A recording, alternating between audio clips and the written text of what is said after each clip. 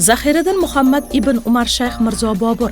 Biz bu siymoni o'zbek mumtoz adabiyotining yirik vakili, ulug' shoir, tarixchi, geograf, davlat arbobi, iste'dodli sarkarda, Boburiylar sulolasi asoschisi, Temuriy shahzoda sifatida yaxshi bilamiz. Bobur Mirzo qoldirgan boy ilmiy va adabiy merosni sinchiklab o'rganar ekanmiz. Uning asarlarida olg'a surilgan g'oyalar umumiy insoniy qadriyatlar darajasiga ko'tarilganiga, ona yurtga bo'lgan yuksak muhabbat, diyor sog'inchi mavzusi ustuvorlik kasb etganiga guvoh bo'lamiz. Bobomiz qomusiy ilmlar sohibi sifatida benazir bo'lishi bilan birga, harbiy va siyosiy arbob sifatida ham tengi yo'q bo'lgan. Uning jahon harbiy san'ati rivojida ulkan va yorqin hissasi bor.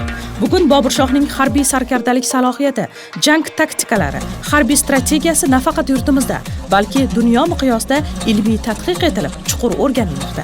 Biz tarixda qarasak, Bobur mashhur sarkardalar bilan to'qnash kelgan. Shayboniy xon bilan jangda, yo'qsa Panipat jangini, Ibrohim Lodiy bo'lgan jangini hisobga olsak, Ra'no Sanga bilan dastlabki vaqtlarda Boburda juda yosh bo'lgan bilan tajribasizlik bo'lgandir, yoki bo'lmasa o'sha ayrim hollarda yoshlikka borib, ayrim janglarda mag'lubiyatga uchragan holatlar bo'lgan.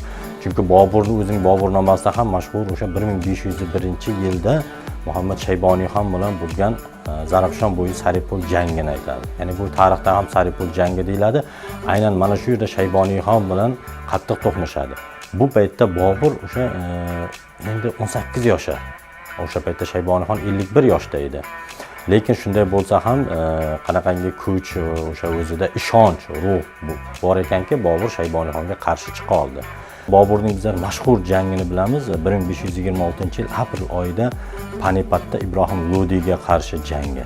Ana shu joyda eng diqqatga sazovor 12 ming askari bo'lgan holda Bobur o'zidan bir qancha barobar katta 100 ming deydi. Ya'ni Boburnamoda bir lak deydi. Ya'ni 100 ming bo'lgan Ibrohim Lodiy qo'shinini mag'lubiyatga uchratadi. Bundan keyin 1527-yilda Bobur aynan o'sha yana bir mashhur Hind rojalaridan Rajo Sangaga, bu tarixda mashhur Kanva jangi ham deydi, 1527-yil bahor oylarida bo'ladi. Ana shu Kanva jangida Ra'no Sangaga qarshi chiqadi. Bu eng Boburning Ra'no Sangani yengishi butun Boburning shimoliy to Bangalorgacha bo'lgan hududlarni endi bitta ulkan katta Boburiylar imperiyasini qurishini ta'minlab bergan edi. Aynan o'sha mashhur Panipat jangida misol keltirsa, Bobur shunaqa qo'shinni tuzadiki, aravalarni 600-700 ta aravalarga buyruq beradiki, Rumiy uslubida aravalar joylashtiring deydi.